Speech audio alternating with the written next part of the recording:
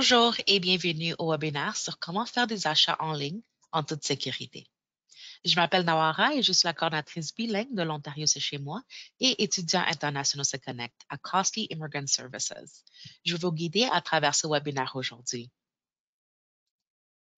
Nous allons couvrir les sujets suivants, donc les achats en ligne, les publicités en ligne et finalement répondre aux publicités en ligne. Donc, commençons. Utiliser les services en ligne. De plus en plus chaque année, les Canadiens utilisent les services en ligne. Nous utilisons les services bancaires en ligne, nous faisons des réservations d'hôtels et achetons des billets d'avion en ligne. Nous commandons des taxis en ligne, nous commandons de la nourriture, nous sommes à la recherche d'appartements à louer en ligne. Nous magasinons pour pratiquement tout en ligne, par exemple des livres, de la musique, des ordinateurs, des vêtements et même des fournitures de nettoyage et même des meubles. Il n'y a rien de plus commode que les achats en ligne. Vous pouvez acheter des articles à partir de votre appareil mobile et les recevoir à domicile le lendemain. Vous devrez toutefois connaître les menaces associées à ce type d'achat, puisqu'elles présentent de nombreux risques, non seulement pour vos renseignements personnels, mais encore pour les actifs de votre organisation, par exemple, adresse de courriel, adresse d'expédition, numéro de téléphone, numéro de carte de crédit, etc. En adoptant des pratiques sûres lorsque vous faites des achats personnels en ligne ou utilisez le compte de votre organisation pour faire des achats en son nom, vous aiderez à assurer la confidentialité de vos actifs et renseignements sensibles. Trucs et astuces pour faire des achats en ligne. Magasiner en ligne. Lorsque vous magasinez en ligne, il est important d'utiliser nos compétences en pensée critique pour nous protéger. Si un site web est une entreprise en ligne de bonne réputation, il devrait avoir ce qui suit. Donc, le nom de l'entreprise et les coordonnées, une description complète des biens et des services qu'ils vendent, liste de prix claire, y compris les taxes et les frais d'expédition, le montant total que vous devez payer et le calendrier des paiements, les modalités et les modes de paiement, une politique de retour ou d'échange, un moyen clair de contacter le service à la clientèle. Lorsque vous essayez de décider si une entreprise en ligne est de bonne réputation, il y a des choses que nous devrions chercher. Voici quelques signes qu'un site web peut être une arnaque en ligne. Le site n'est pas bien conçu ou a des liens brisés. Il n'y a pas d'adresse ou de numéro de téléphone pour l'entreprise. Le bouton arrière est désactivé. Vous êtes coincé sur une page et vous ne pouvez pas revenir en arrière. Il n'y a pas de page termes et conditions. La politique de retour et d'échange ou la politique de confidentialité est difficile à trouver. Le site vous demande des informations de carte de crédit avant de faire un achat. Le site demande un dépôt avant de fournir des informations ou des services. Les prix sont trop bons pour être vrais. Si le prix est vraiment bas, c'est généralement une arnaque ou des produits contrefaits qui sont illégaux. Si vous trouvez l'un de ces choses, vous devrez probablement éviter de faire les affaires sur ce site. Et même si un site est honnête, il y a encore d'autres risques lorsque vous faites des achats en ligne. Toujours en suivant ces conseils pour des achats en ligne sûrs, faites quelques recherches avant de faire un achat. Lisez les commentaires du produit et comparez les prix sur différents sites. Vous pouvez trouver de meilleures affaires dans un magasin de la vie réelle. Lisez les commentaires sur l'entreprise pour vérifier leur réputation de qualité de service à la clientèle. Assurez-vous que le coût de l'article ou du service est clair, y compris les taxes, l'expédition et la manutention, ainsi que les droits de douane. Assurez-vous de bien comprendre la devise du prix. Les Canadiens magasinent souvent sur des sites web américains ou sur des sites mondiaux qui s'énumèrent dans de nombreuses devises différentes.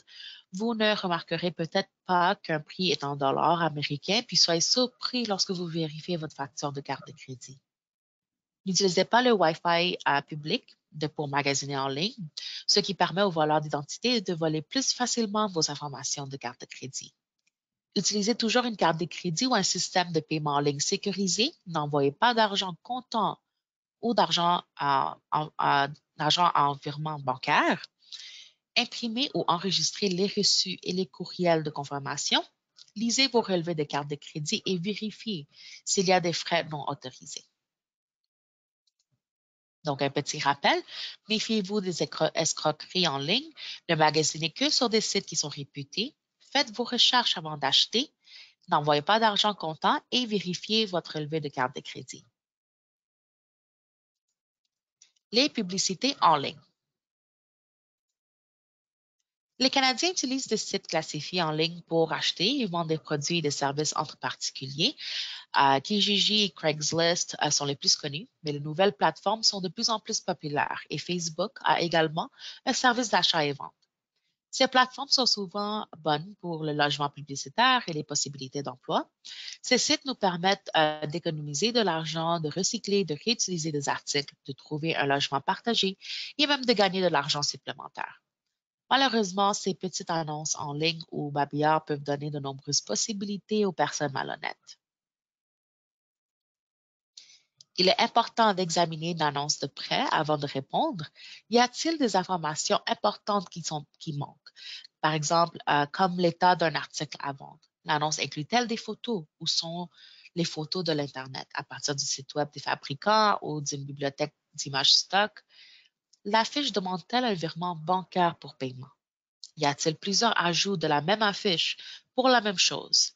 Est-ce que l'ajout de la demande vue invisible transaction, c'est-à-dire veulent-ils de l'argent avant que vous avez vu l'article ou même l'appartement? Cela pourrait être un signe que la personne affichant l'annonce a de mauvaises intentions. Répondre aux annonces en ligne. Lorsque vous répondez à des annonces, assurez-vous de poser beaucoup de questions. Si l'acheteur ou le vendeur n'est pas en mesure de répondre à vos questions, alors ils ne sont pas sérieux. Assurez-vous de vous rencontrer dans un lieu public ou une zone d'échange désignée. Certains services de police de l'Ontario ont mis sur place des lieux d'échange Internet avec des lumières et des caméras et même des points de vente pour tester l'électronique.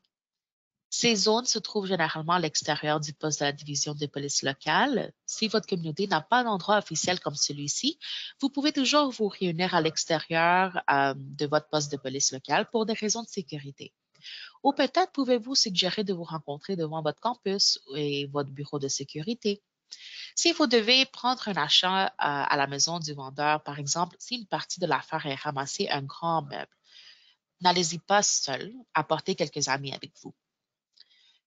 N'autorisez pas les acheteurs ou les vendeurs à rentrer dans votre maison, surtout si vous êtes seul. Rendez-vous devant l'entrée et demandez à vos amis de vous aider à déplacer les meubles à l'entrée s'il le faut. Lors de l'achat d'un article, faites des paiements en espèces, donc en argent comptant. Effectuez en personne. N'envoyez pas d'argent à qui que ce soit en virement bancaire, ou en anglais, on appelle aussi e-transfer. Enfin, vérifiez l'article avant d'échanger de l'argent, ouvrez le paquet et assurez-vous que toutes les pièces sont là. Vous pouvez même brancher l'appareil pour le tester. Rappel, poser des questions, prendre des précautions de sécurité, vérifier l'article. Si cela semble trop beau pour être vrai, ce n'est probablement pas vrai. Annonce de logement. Malheureusement, les escroqueries de location sont très fréquentes partout dans le monde. Les gens malhonnêtes annoncent de fausses unités ou voler la liste d'une autre personne ou même louer à plusieurs personnes en même temps. Ces escroqueries sont fréquentes sur de nombreuses plateformes en ligne différentes. Les escroqueries locatives attirent souvent les gens avec leur faible taux de location. Les escrocs demandent également des dépôts ou des paiements de bonne foi avant de voir l'appartement. Les descriptions sont souvent trop positives, ce qui rend l'appartement sembler meilleur qu'il ne l'est. Les escroqueries sont souvent gérées à distance, de sorte que la description ou la correspondance avec la personne ressource ne sonnera pas bien. Il peut utiliser les mauvais termes pour le quartier ou obtenir des détails erronés sur l'emplacement. Et il s'agit d'une arnaque internationale. Les termes utilisés dans l'annonce peuvent être très étranges. Rappel, consultez de près les annonces de location. Posez des questions. Ne payez jamais d'argent avant de voir l'appartement. Les dépôts de garantie sont illégaux en Ontario. Et si cela semble trop beau pour être vrai, ce n'est probablement pas vrai.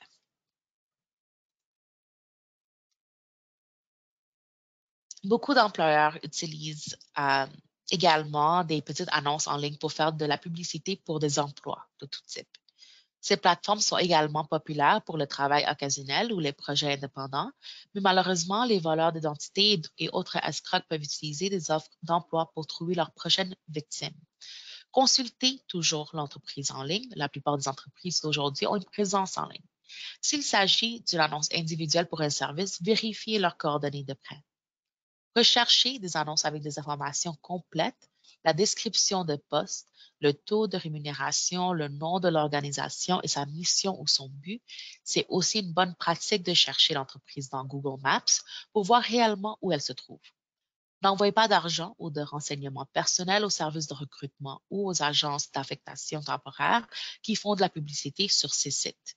Malheureusement, les criminels utilisent parfois des annonces d'emploi en ligne pour plus que des escroqueries d'argent et le vol d'identité.